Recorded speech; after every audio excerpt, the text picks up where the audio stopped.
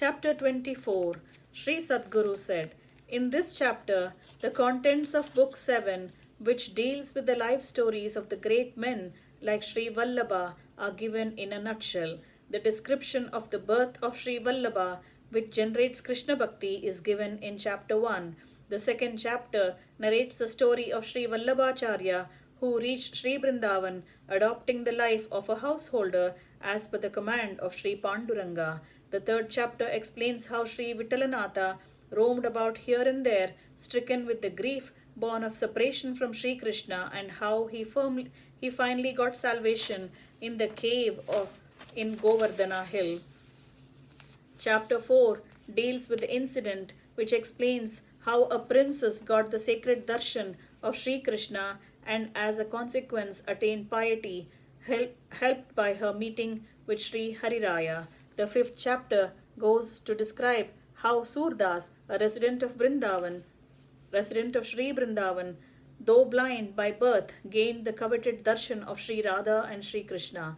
As per the story of chapter 6, a prostitute named Ranjani could reach the abode of Shri Krishna due to the association she had with Shri Krishnadasa. Shri Kumbhadasa, with an unwavering strong mind, declined to accept the offer of honor and reward by the king and led a life engaged in Krishna Bhakti. This is the story explained in chapter 7. Chapter 8 tells the story of Shri Ramandasa, who reached Shri Vrindavan as his Prema Bhakti was augmented by the account of the glory of Shri Vallabha given by people. Shri Govindadasa and Shri Krishna, who were very close to each other, played happily and had petty quarrels born of love. This is the gist of chapter 9.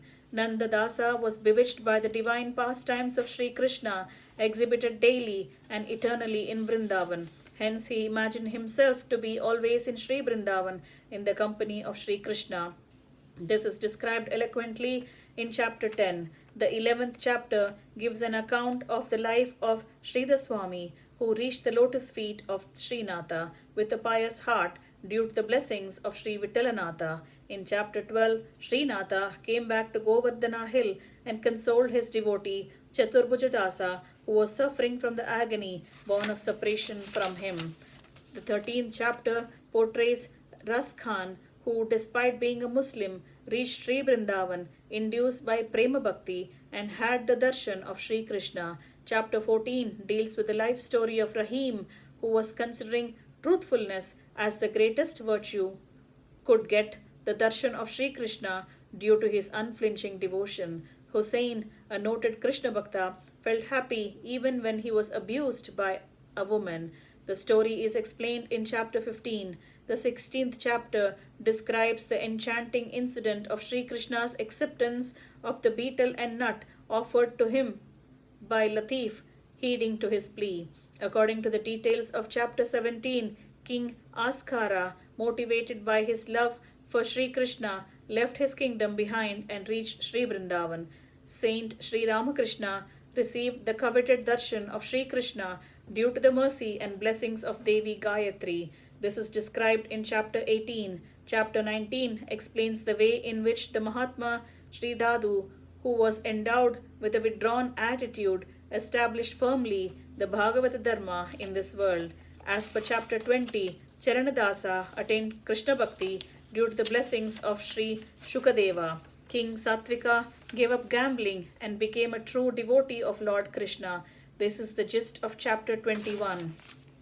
Chapter 22 pictures Govardhana, who was once addicted to taking wine in the company of wicked, got purified due to Sadhu Sangha. According to chapter 23, Ramadasa could buy Lord Dwarkanatha, paying the price of bhakti.